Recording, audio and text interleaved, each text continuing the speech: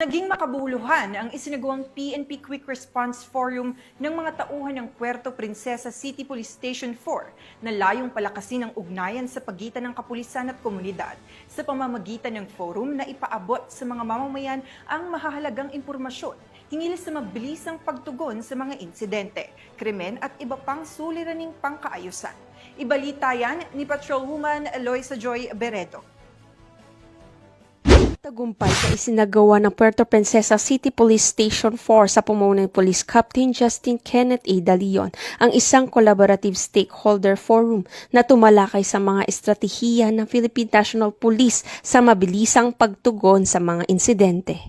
Ang forum ay may temang Strengthening Community Safety Through Unified Action, Advancing PNP Quick Response Strategies with Stakeholders Collaboration ay ginanap sa conference room ng masabing istasyon sa Barangay Macarakas. Layunin ng pagtitipong ito na pagtibayin ng ugnayan sa pagitan ng kapulisan, pamalaang lokal at mga miyembro ng komunidad upang mapahusay ang pampublikong kaligtasan at mabilis na aksyon ng pulisya sa oras ng pangangailangan. Dumalo sa naturang forum si Ginoong Richard P. Ferrer, Deputy Mayor para sa mga Northwest Barangays. Ang kanyang talumpati, binigyan diin niya ang mahalagang papel ng suporta mula sa lokal na pamalaan at komunidad sa mga inisyatibo ng PNP. Aniya, ang kaligtasan at kapayapaan ng ating lungsod ay responsibilidad ng bawat isa sa atin. Tampok din sa programa si Ginoong Norberto Dormitorio, Administrative Assistant rin ng City Disaster Risk Reduction and Management Office bilang keynote speaker. Kanyang ibinahagi ang mahalagang kaalaman tungkol sa pag-unawa sa mga panganib ng sakuna at ang mga hakbang upang mabawasan ang kahinaan ng komunidad sa ganitong mga kalamidad.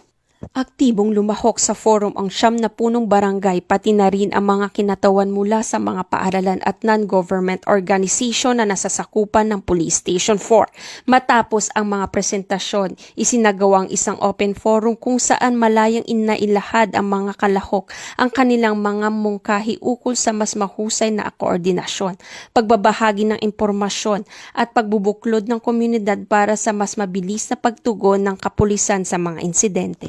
Isa sa mga pinakamalagang bahagi ng pagtitipon ay ang paglagda ng Pledge of Commitment, kung saan sabay-sabay na nagpahayag ng suporta ang mga dumalo sa adhikain ng PNP para sa pampublikong kaligtasan at pagpapatupad ng 5-minute response time strategy. Ang naturang lagda ay sumisimbolo ng pagtitiwala, pagkakaisa at pananagutan sa pagitan ng kapulisan at ng komunidad. Sa kanyang panapos na mensahe, taus-pusong nagpasalamat si Police Captain Justin Kenneth A. Dalion sa lahat na nakiisa at lumahok. Aniya, ang nasabing forum ay mahalagang hakbang sa pagpapalakas ng tiwala at pakikipagtulungan sa pagitan ng Philippine National Police at ng mamamayan. Hinihikayat niya ang lahat ng stakeholders na manatiling aktibo at magtulungan para sa ikabubuti at ikaliligtas ng bawat kasapi ng komunidad.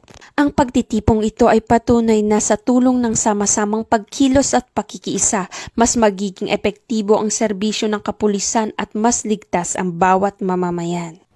Mula dito sa Calapan City, Oriental Mindoro, ako ang iyong PNN Correspondent Patrolwoman Eloisa Joy Beredo, alagad ng batas, tagataguyod ng balitang pulis.